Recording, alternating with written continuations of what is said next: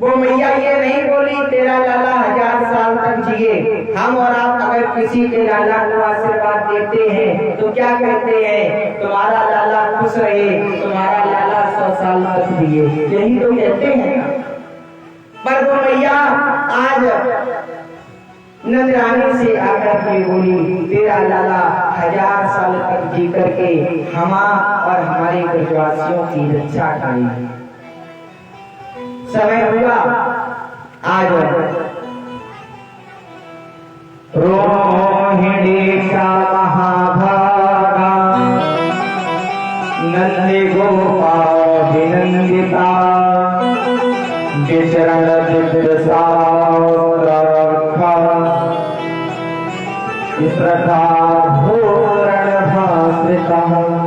आज बाबा नंद को याद आता है कि हमको मथुरा में जाकर के कंस का कर देने जाता है, क्योंकि जो छोटे मोटे राज्य के राजा हुआ करते थे वो सब जाकर के वार्षिक कर जमा करते थे उस समय कंस को जाकर के। तो बाबा नंद जी जाते हैं, ग्वाल वालों से कहते हैं ग्वाल वाल तुम गोकुल की रक्षा करो, गोकुल की जिम्मेदारी मैं तुम्हें सौंप रहा हूँ। इतना कहकर के बाबा नंद मथुरा के लिए चल देते हैं। गोपान गोकुल रक्षायां निरोग्य मथुरा नंदा कंस सवार क्रम करम दातुम कुरुह। कंस का वार्षिक कर देने के लिए आज नंद बाबा जाते हैं, नंद बाबा वार्षिक कर देने के लिए जाते हैं और वहां पर जाकर के पहुंचे, कंस को कर दिया और कंस को कर देने के बाद में वसुदेव जी से जाकर के मिलते हैं। वसुदेव जी के पास गए, आज वसुदेव जी से जाकर के बोले भैया ये पापी कंस बड़ा ही दुष्ट है, देखो तुम्हारे 8 बालक 7 बालक समाप्त कर दिए और मैंने सुना है 8वीं बार कन्या ने जन्म लिया और वो आकाश मंडल में चली गई। आज महाराज वसुदेव जी कहते हैं हाँ भैया, पर चलो कोई बात नहीं, प्रभु जैसा करता है ठीक है, तुम्हारे घर में भी तो बालकों ने जन्म लिया है, अपना सुनाओ। तो आज बाबा नंद कहते हैं हाँ वास्तव में ठीक बात है, हमारे घर में भी 2 बालकों ने जन्म लिया, जिसमें से एक बालक मेरा है और एक बालक आपका। देखिए मित्र का परम कर्तव्य होता है, जीना में दुखे मोहि दुखारी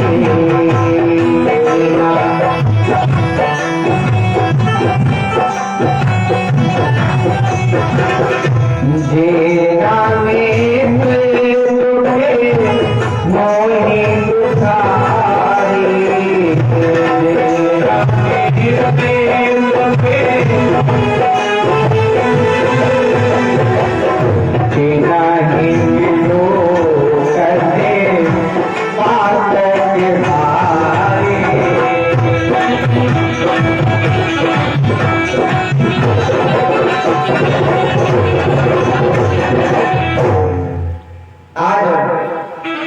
नंद बाबा कहते हैं अभू के देव की पुत्रा कंसेन वैभवता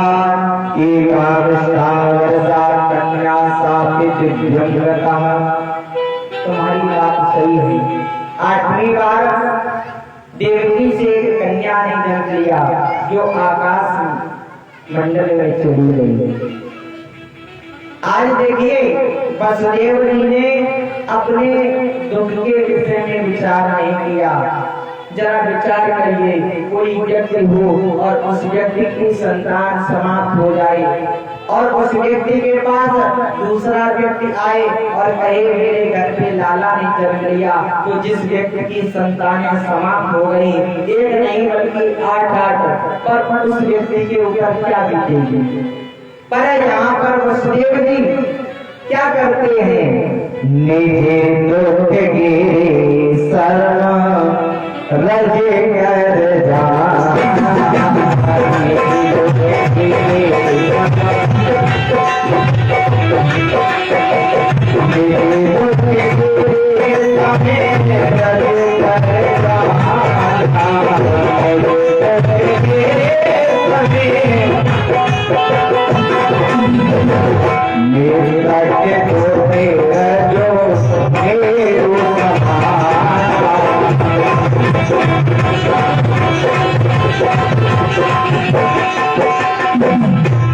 आज निज दुख गिरी सम रच कर जाना, अपना पहाड़ जैसा दुख और एक बालू का कंकड़ होता है उससे भी कम समझ लिया, रच कर जाना अर्थात मिट्टी के समान समझ लिया। और मित्र दुख रज मेरु समाना, व्यक्ति मित्र बनाता है पर मित्र का परम कर्तव्य है अपने दुख में दुखी हो और आपको के पास में आपका मित्र आए, अगर आप उसकी सहायता कर सकते हो तो आपका परम कर्तव्य बनता है कि आप अपने मित्र की सहायता करें।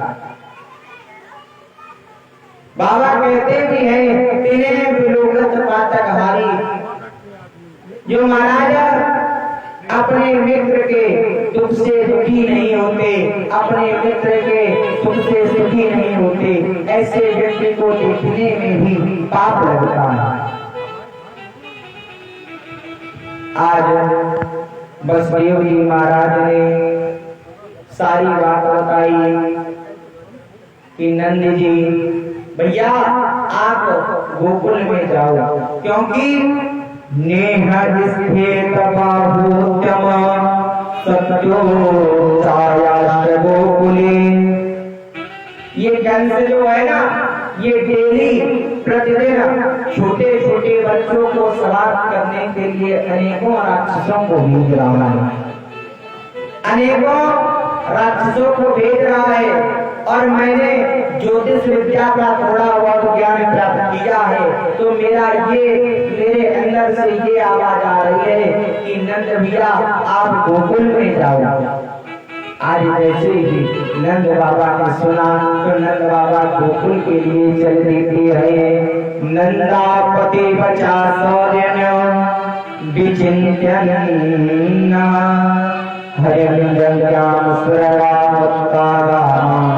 सुंदर।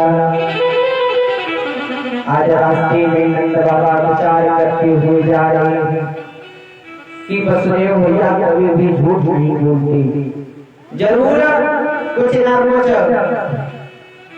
गड़बड़ी हो रही है, क्या करें। आज जल्दी जल्दी घर बढ़ाते हैं और इधर गोकुल में एक पूतना नाम की राक्षसी आती है बालकों को समाप्त करने के लिए। पूतना नाम की राक्षसी ने गोकुल में प्रवेश किया। कंसेन प्रहिता घोरा पूतना बाल घाटिनी ससोचारण दंते पुरग्राम प्रजानुषु। नगरेर में ग्रामीणों में भ्रमण करती हुए बाल घातिनी का अर्थ होता है बालकों को समाप्त करने वाली राक्षसी। आज वो पूतना बड़ा ही दिव्य सौंदर्य बनाकर के गोकुल धाम में पहुंच गई। सुखदेव बाबा कहते हैं परीक्षित, ऐसा लगता है जैसे नारायण की स्वयं लक्ष्मी आज गोकुल में उतर आई है। इतना लौकिक अपने रूप को बना करके गोकुल में पहुंचती है। आज नंदरानी से जाकर के कहती है मैं तेरी मौसी की बहन हूँ। नंदरानी विचार करती है हमने ना इनको कभी देखा है ना इन्हें हम जानते हैं, पर ये कह रही है मौसी की बहन। कुछ देर तक नंदरानी विचार करती रही कि ये कौन है कौन है कौन है, पर जब समझ में नहीं आया तो मन में विचार आया अगर हम ये कह देंगे कि हम तुम्हें नहीं पहचानते तो ये बुरा मान जाएगा। अगर ये मौसी की बहन बता रही है तो मेरी बहन है, मौसी की बेटी बता रही है तो मेरी बहन है, इसलिए आज बड़े भाव से बुलाती है। हाँ बहन, हमने पहचान लिया। पूतना कहती है मैं लाला का दर्शन करना चाहती हूँ। आज भगवान कृष्ण के पास पहुंचती है। नंदरानी इधर गृह के कार्यों में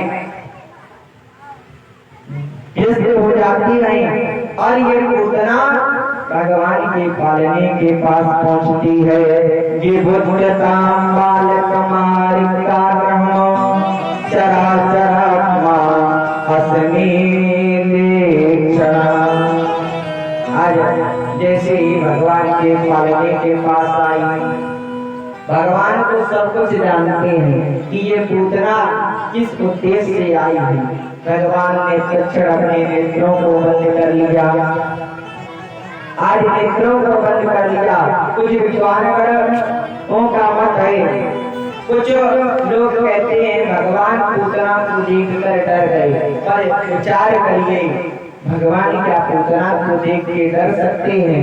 नहीं प्यारे, भगवान ने मन ही मन विचार किया कि जब मैं प्रेता स्त्री का ही वध किया था, एक ही बाण प्राण है मेरा, अर्थात जब मैं त्रेता में आया था तब मैंने ताड़का का वध किया था, वो भी एक स्त्री थी। और आज जब मैं द्वापर में आया हूँ तो भी एक पूतना स्त्री ही सर्वप्रथम आई है। तो भगवान मन ही मन विचार कर रहे हैं, शायद नेत्र बंद कर लो, शायद नेत्र बंद करने के कारण ये लौट जाए, मुझे इसका वर्णन करना पड़ेगा। आज पूतना बालक के स्वरूप को देख रही है और एक क्षण पूतना के मन में विचार बना कि इसको न समाप्त किया जाए, पर जिस कार्य के लिए आई थी वो कार्य तो पूतना को करना ही था। आज पूतना मौसी ने लाला को अपनी गोद में लिया और दुग्ध पान कराने लगी। अब महाराज जी बताइए, जब पूतना के कोई पूत ही नहीं है तो दुग्ध कहाँ से होता? पर भगवान तो लीला पुरुषोत्तम है। आज पूतना भगवान को लेकर के आकाश मार्ग में उड़ती है। आज आकाश मार्ग में जैसे ही पूतना उड़ी और पूतना ने अपना रूप बनाया, आज राक्षसी रूप में परिणत हो जाती है। पातमानों के त्यक्तेन्द्र हस्त्रद्रव्यो क्रमक्रमान। आज अपने पापी स्वरूप को ग्रहण करती है, अपने रूप में आ जाती है और अपने रूप में आकर के बाल कृष्ण लाल को दुग्ध पिलाती है। आज महाराज दुग्ध पीने लगते हैं, भगवान भी लीला करते हैं, वो दुग्ध पिलाना चाहती है, भगवान भी दुग्ध पीने लगते हैं। जब दुग्ध भगवान को नहीं मिला तो भगवान ने उसके प्राणों को खींचना प्रारंभ किया। आज जैसे ही भगवान उसके प्राणों को खींचते हैं तो वो घबराती है और घबराती है, पूरे आकाश मार्ग में उड़ती है। और जब उसे ये लगा कि ये बालक मुझे नहीं छोड़ेगा, छोड़ने का प्रयास करवाती है और अंत में आकर के ब्रज की भूमि पर ध्यान से गिरती है, जिसके गिरने से 6 कोस के पेड़ पौधे धूल में मिल गए महाराज। इतना बड़ा इसका स्वरूप था। आज महाराज इधर 18 किलोमीटर के पेड़ पौधे सारे चूर बनकर के पृथ्वी में मिल गए।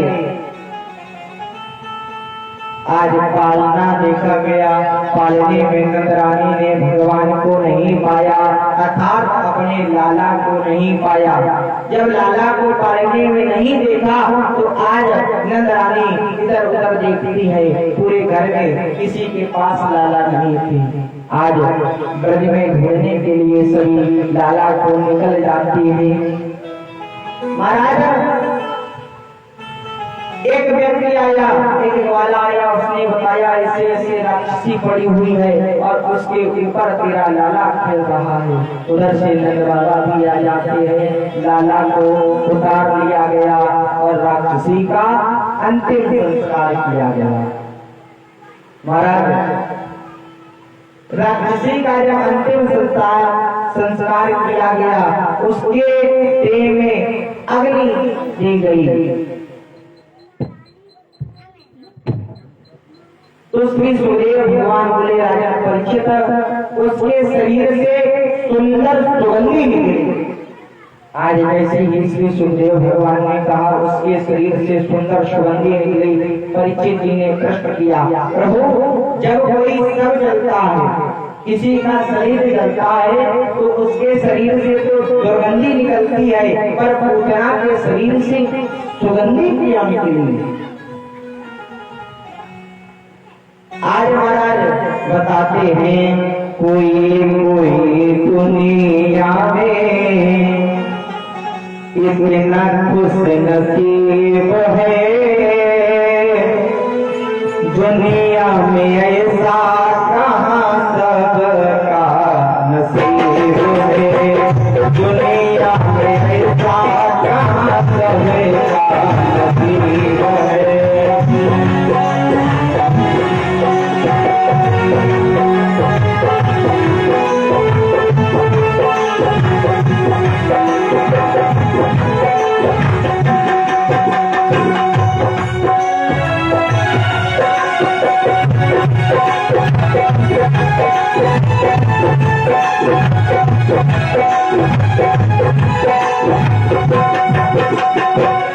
पूतना ने सोचा,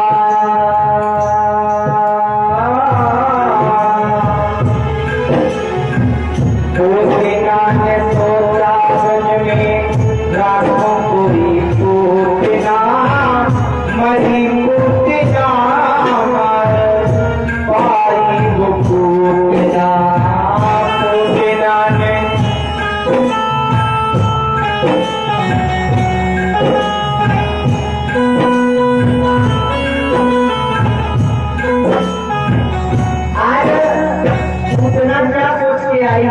कि मैं ब्रज में जाऊंगी और ब्रज में जाकर के जितने बालक हैं, जितने नन्हे मुन्ने बच्चे हैं, और सबको समाप्त कर दूंगी। पर भगवान ने उसको ही समाप्त कर दिया।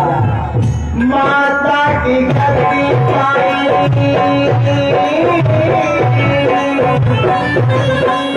माता की गति पाई, इसलिए मुझे नसीब है, दुनिया में